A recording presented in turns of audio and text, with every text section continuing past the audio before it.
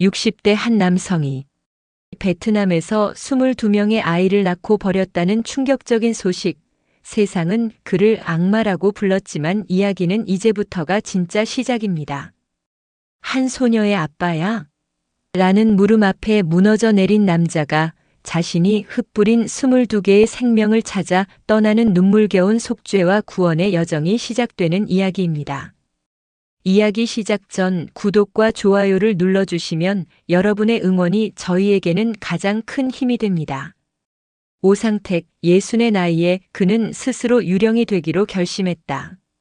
그의 삶은 한때 누구보다 찬란했다. 서울의 번화가에서 잘나가는 인테리어 회사를 운영했고 그림처럼 아름다운 아내와 눈에 넣어도 아프지 않을 아들과 딸이 있었다.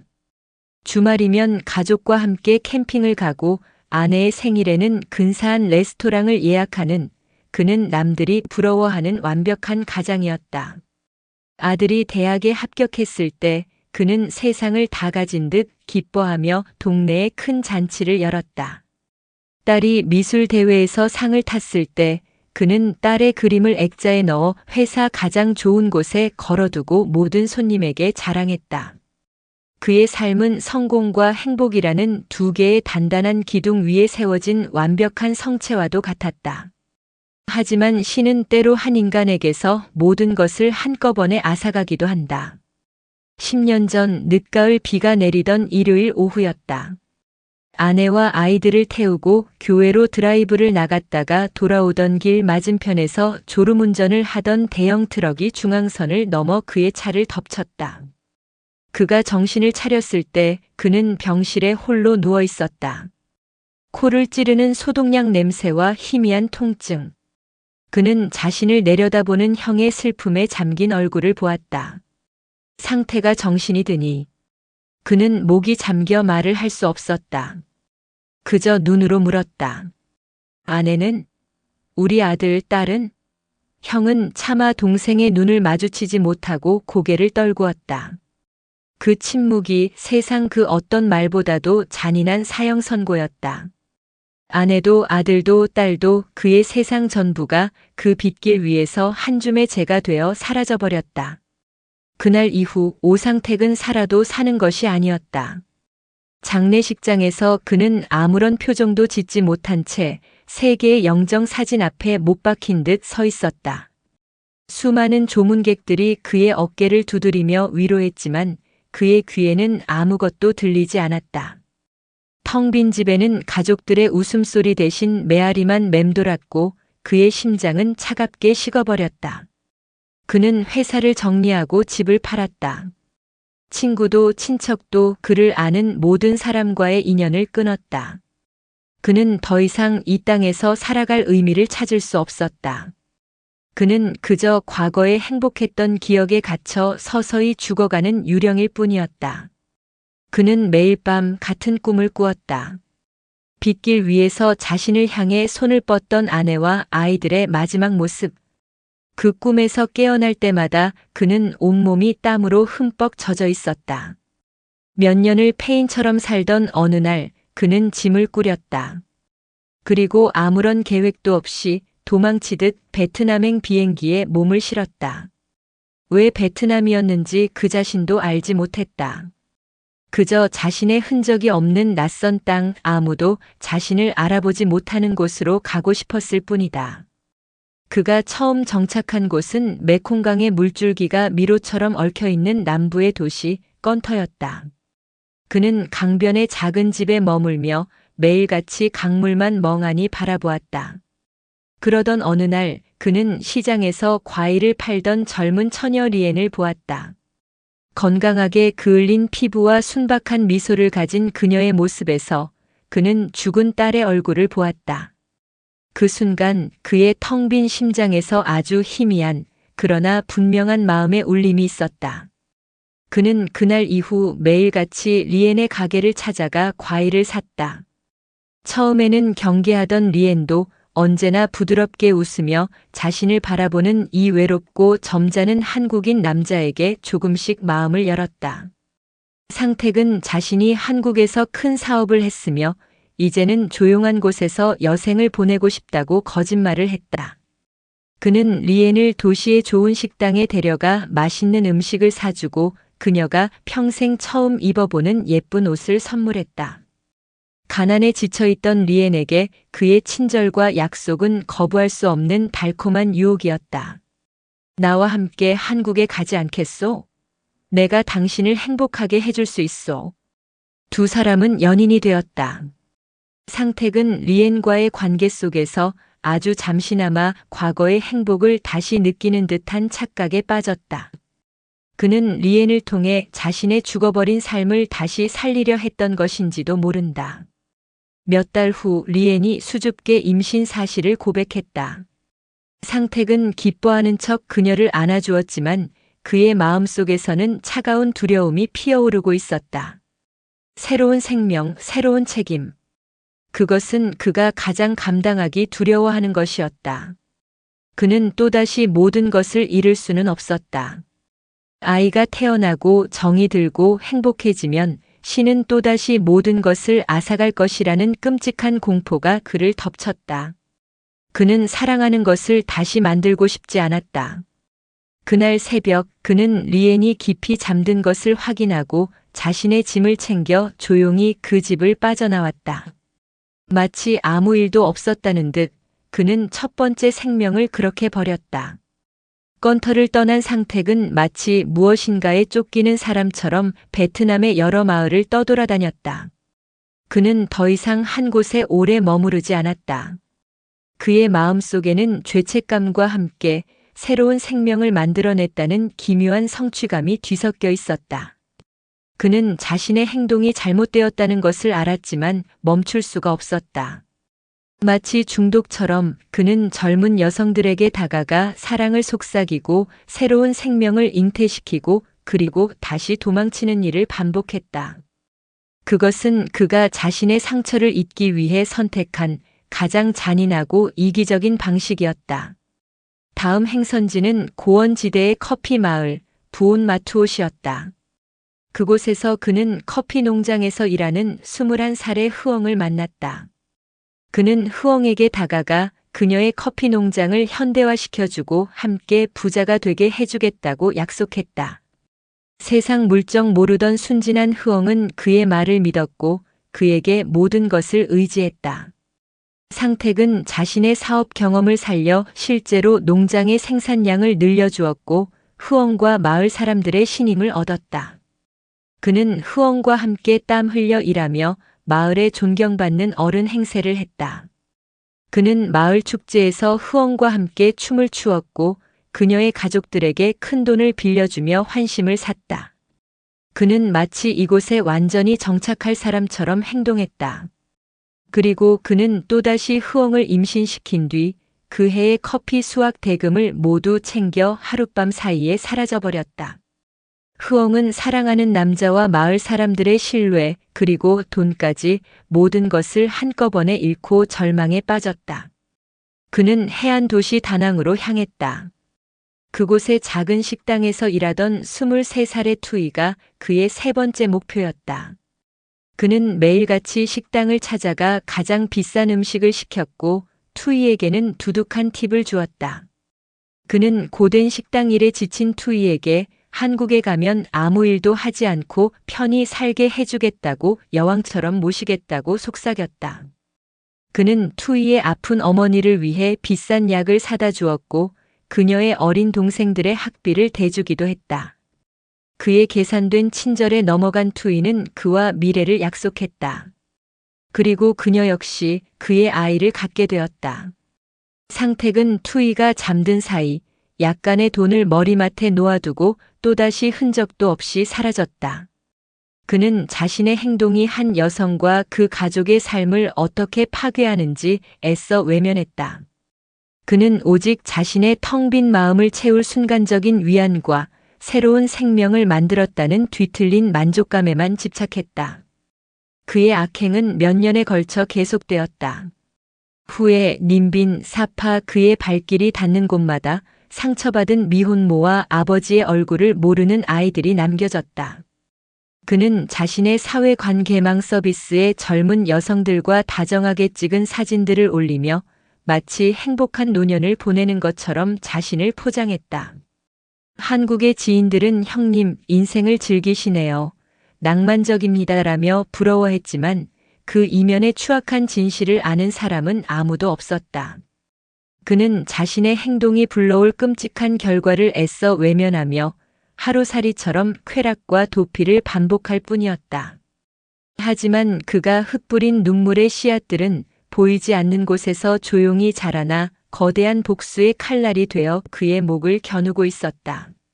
상택에 끝나지 않을 것 같던 도주국에 마침내 종지부를 찍은 것은 그가 두 번째로 버렸던 여인 부온 마투옷의 흐엉이었다. 그녀는 다른 여자들처럼 순진하게 당하고만 있지 않았다. 그녀에게는 도시에서 경찰로 근무하는 사촌 오빠가 있었다.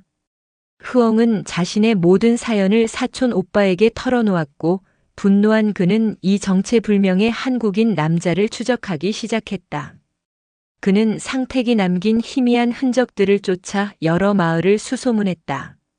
그리고 가는 곳마다 비슷한 시기에 비슷한 수법으로 버림받은 다른 여성들이 있다는 사실을 알게 되었다. 건터의 리엔 다낭의 투이 피해자는 한두 명이 아니었다. 그는 피해 여성들의 이야기를 하나하나 기록하며 이 사건이 단순한 사기 행각이 아니라 한 인간이 저지른 연쇄적인 악행임을 직감했다. 사건의 심각성을 깨달은 그는 이 사실을 언론에 제보했다. 한 지역 신문에서 시작된 작은 기사는 순식간에 베트남 전체를 뒤흔드는 거대한 스캔들로 번져나갔다. 한국인 사업가 행세하며 베트남 여성 농락, 피해자 속출이라는 자극적인 제목의 기사가 연일 신문이 일면을 장식했다. 경찰은 공식적인 수사에 착수했고 피해 여성들의 증언을 토대로 상택의 행방을 쫓기 시작했다. 그리고 그의 아이들이라고 주장하는 수많은 아이들의 유전자 검사가 이루어졌다. 결과는 충격적이었다. 각기 다른 어머니에게서 태어난 22명의 아이들에게서 모두 동일한 북의 유전자가 확인된 것이다. 그 무렵 상택은 북부의 산골 마을 하장에서 또 다른 사냥감을 물색하고 있었다. 그는 자신의 이야기가 베트남 전역을 떠들썩하게 만들고 있다는 사실을 까맣게 몰랐다. 어느 날 저녁 그가 머물던 작은 여관에 경찰들이 들이닥쳤다. 그는 영문도 모른 채 수갑을 차고 경찰서로 연행되었다. 경찰서에서 마주한 진실 앞에서 그는 할 말을 잃었다. 수십 장의 아이들 사진과 그 옆에 나란히 놓인 유전자 검사 결과 보고서. 그는 더 이상 발뺌할 수 없었다. 그의 길고 긴 도피는 마침내 끝이 났다. 그는 차가운 유치장 바닥에 앉아 처음으로 자신이 저지른 죄의 무게를 어렴풋이 느끼기 시작했다. 하지만 그것은 진정한 참회가 아닌 자신의 어리석음과 발각된 것에 대한 분노에 가까웠다. 이 사건은 베트남을 넘어 한국에까지 알려졌다. 언론은 그를 씨앗 악마의 유전자라며 연일 대서특필했고 그의 신상 정보와 과거 사진들이 인터넷에 퍼져나갔다. 사람들은 그의 나쁘끄러운 행동에 경악하고 분노했다. 그를 부러워하던 지인들은 모두 등을 돌렸고 한국에 있는 그의 친척들은 그와 절연을 선언했다. 그는 한순간에 전 세계적인 망신거리이자 인간으로서 해서는 안 될 짓을 한 사람으로 추락했다. 법적인 처벌을 떠나 그는 이미 사회적으로 완벽한 사형 선고를 받은 것이나 다름없었다. 법적인 처벌은 생각보다 가벼웠다. 그가 저지른 행위는 도덕적으로는 지탄받아 마땅했지만 현행법상 명백한 범죄로 규정하기는 애매한 부분이 많았다. 결국 그는 몇 달간의 조사를 받은 뒤 풀려났다. 하지만 세상은 그에게 더 큰 감옥을 선사했다. 그는 더 이상 베트남 어디를 가도 발붙일 곳이 없었다. 사람들은 길에서 그를 보면 돌을 던지거나 침을 뱉었고 식당에서는 음식을 팔지 않았다.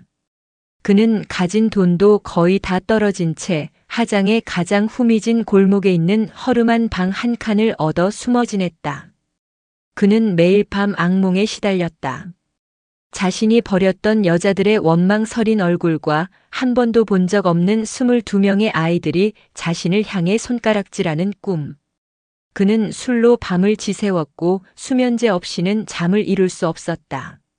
모든 것을 끝내고 싶었다. 그는 자신의 방 천장에 밧줄을 걸었다. 더 이상 살아갈 이유도 용기도 없었다. 그가 의자 위로 올라서려던 바로 그 순간이었다.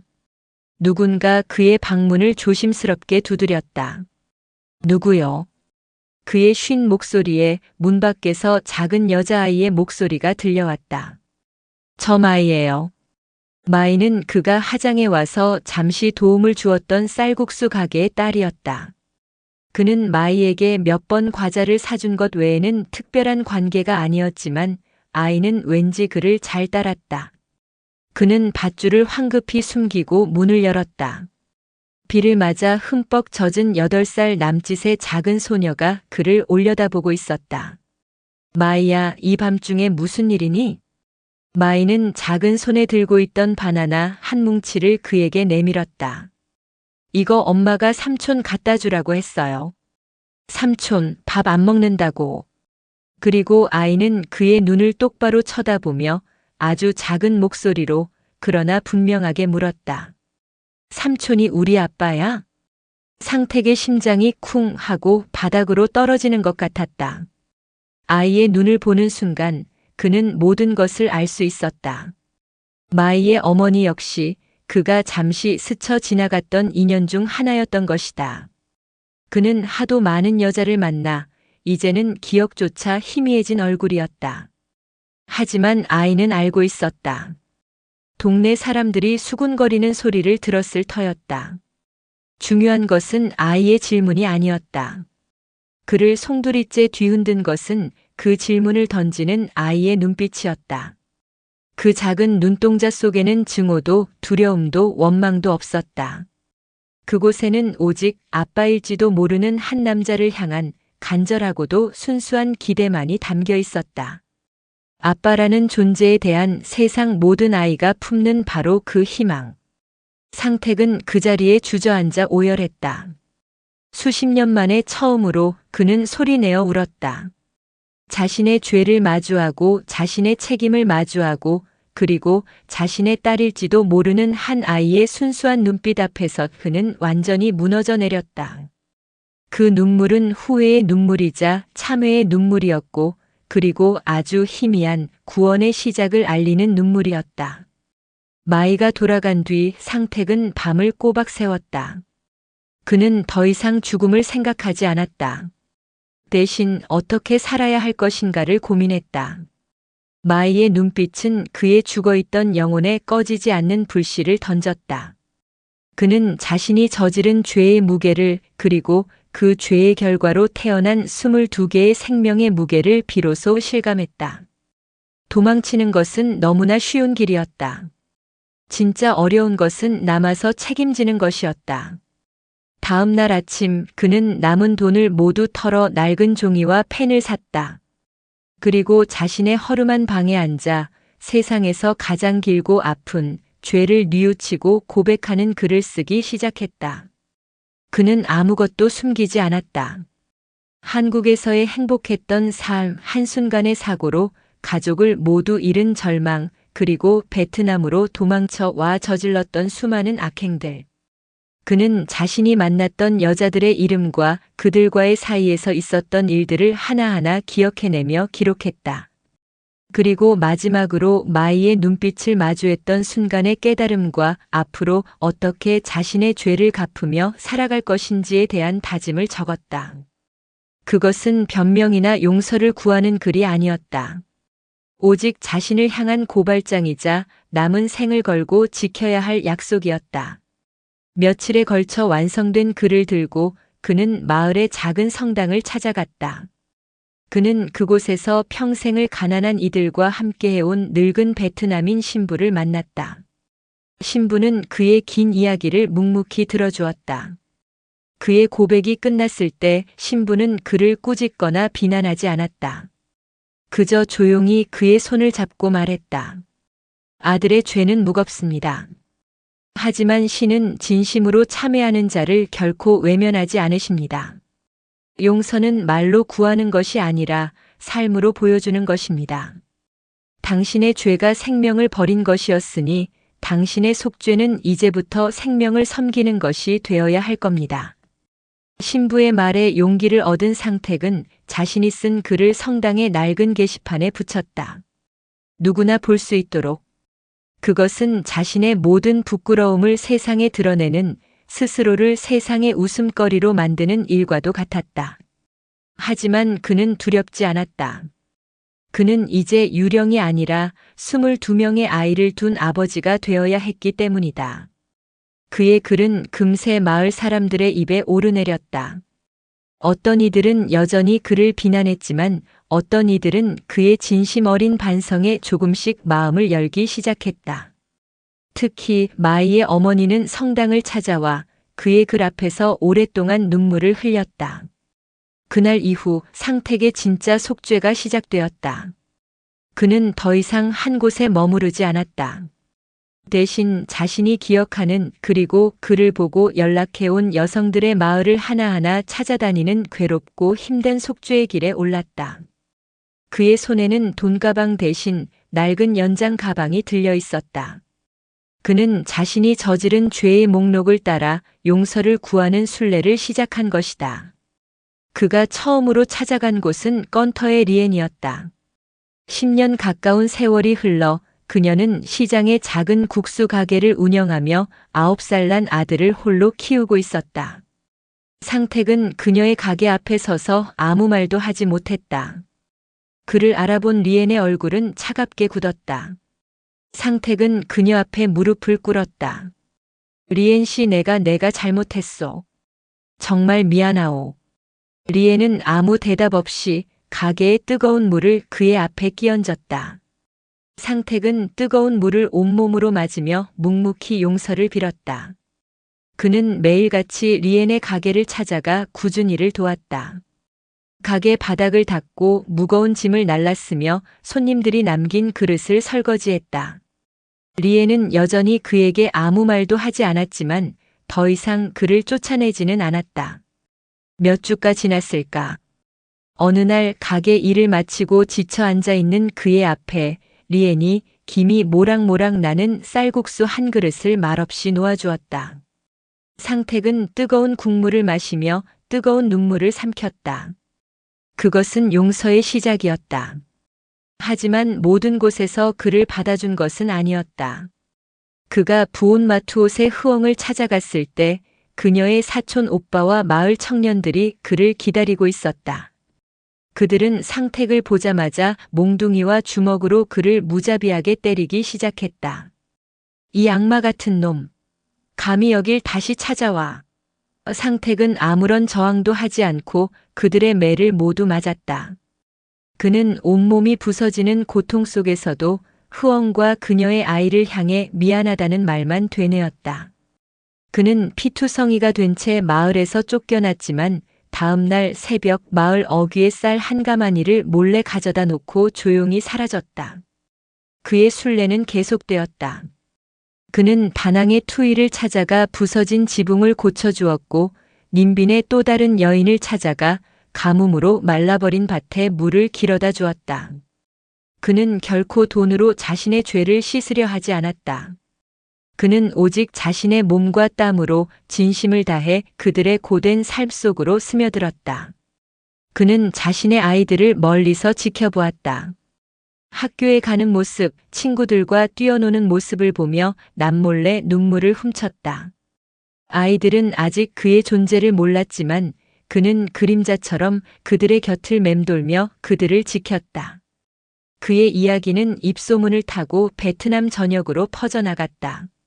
처음에는 그를 비난하던 사람들도 몇 년에 걸쳐 계속되는 그의 진심 어린 속죄의 여정에 점차 감동하기 시작했다. 10년이라는 긴 세월이 흘렀다. 상택은 이제 이른이 훌쩍 넘은 허리가 굽고 머리가 하얗게 샌 노인이 되었다. 그의 얼굴에는 깊은 주름이 가득했지만 그의 눈빛은 그 어느 때보다 맑고 평화로웠다. 그는 더 이상 떠돌지 않았다. 그는 자신을 처음으로 용서해준 리엔이 있는 건터의 작은 마을에 정착했다. 그는 리엔의 국수 가게 일을 도우며 그녀의 아들 민준에게는 다정한 할아버지 같은 존재가 되어주었다. 그의 선행이 알려지면서 기적 같은 일들이 일어나기 시작했다. 그를 용서한 다른 지역의 어머니들이 아이들을 데리고 그를 찾아오기 시작한 것이다. 그들은 서로의 존재를 확인하고 상처를 나누며 거대한 하나의 가족 공동체를 이루기 시작했다. 피부색도 살아온 환경도 다르지만 오상택이라는 한 명의 아버지를 둔 아이들은 스스럼 없이 서로를 형제와 자매로 받아들였다. 그들은 방학이 되면 건터의 작은 마을로 모여들어 함께 웃고 떠들며 시간을 보냈다. 마을은 순식간에 수십 명의 아이들로 북적이는 대가족의 중심지가 되었다. 어느 날 저녁 상택은 마을 공터에 앉아 아이들이 뛰어노는 모습을 흐뭇하게 바라보고 있었다. 그때 한때 그를 죽일 듯이 미워했던 부온 마투옷의 흐엉과 그녀의 아들이자 상택의 아들인 바오가 그에게 다가왔다. 그리고 흐엉의 사촌 오빠였던 경찰관도 함께였다. 그는 더 이상 분노한 얼굴이 아니었다. 그는 상택에게 다가와 깊이 고개를 숙였다. 어르신, 제가 어렸습니다. 어르신의 진심을 이제야 알겠습니다. 부디 저희를 용서해 주십시오. 상택은 그의 손을 잡으며 말했다. 내가 용서받을 사람이 아니네. 오히려 내가 평생 자네들에게 용서를 구하며 살아야지. 그날 밤 마을에서는 22개의 가정이 모두 모여 큰 잔치를 열었다. 상택은 자신의 아이들과 손주 같은 아이들에게 둘러싸여 있었다. 아이들은 그를 할아버지, 아빠, 삼촌, 이라 부르며 따랐다. 그는 한때 자신이 버렸던 생명들에게 둘러싸여 세상 가장 행복한 미소를 지었다. 그는 더 이상 과거의 유령이 아니었다. 그는 22개의 심장을 가진 거대한 가족의 심장이 되어 있었다. 그는 자신이 머무는 작은 방의 벽에 삐뚤빼뚤한 글씨로 이렇게 적었다. 사랑은 저지르는 것이 아니라 끝까지 책임지는 것이다. 나는 22명을 버린 사내였지만 지금은 22명을 안고 살아가는 사람입니다. 그의 이야기는 충격으로 시작되었지만 마지막엔 한 남자의 인생 후반부에 피어난 진짜 가족의 이야기로 끝나고 있었다. 그는 비록 완벽한 성인은 아니었지만 자신의 실수를 온몸으로 책임지며 잿더미 속에서 기적 같은 사랑의 공동체를 피워낸 한 명의 위대한 아버지였다. 인생에서 돌이킬 수 없는 실수는 없습니다. 다만 그 실수를 책임지기 위해 얼마나 큰 용기를 내느냐가 있을 뿐입니다. 진정한 용서란 과거를 잊는 것이 아니라 과거의 상처를 끌어안고 함께 미래로 나아가는 것이며 가족이란 핏줄로 시작될 수는 있지만 결국 시간과 헌신 그리고 책임감이라는 걸음으로 완성되는 것일지도 모릅니다. 가장 깊은 어둠 속에서야 비로소 가장 작은 빛의 소중함을 알게 되듯 가장 큰 죄를 지은 자가 가장 큰 사랑을 실천하기도 합니다. 한 남자의 길고 긴 속죄의 여정은 이처럼 우리에게 책임과 용서 그리고 가족의 의미에 대해 많은 생각을 하게 합니다. 여러분께서는 이 이야기를 어떻게 보셨나요? 주인공의 선택과 그를 둘러싼 사람들의 용서에 대한 여러분의 깊은 생각을 댓글로 자유롭게 나눠주세요. 오늘 이야기가 여러분의 마음에 깊은 울림을 주었다면 저희에게 가장 큰 힘이 되는 구독과 좋아요도 잊지 말고 부탁드립니다. 여러분의 응원이 더 좋은 이야기를 만드는 원동력이 됩니다.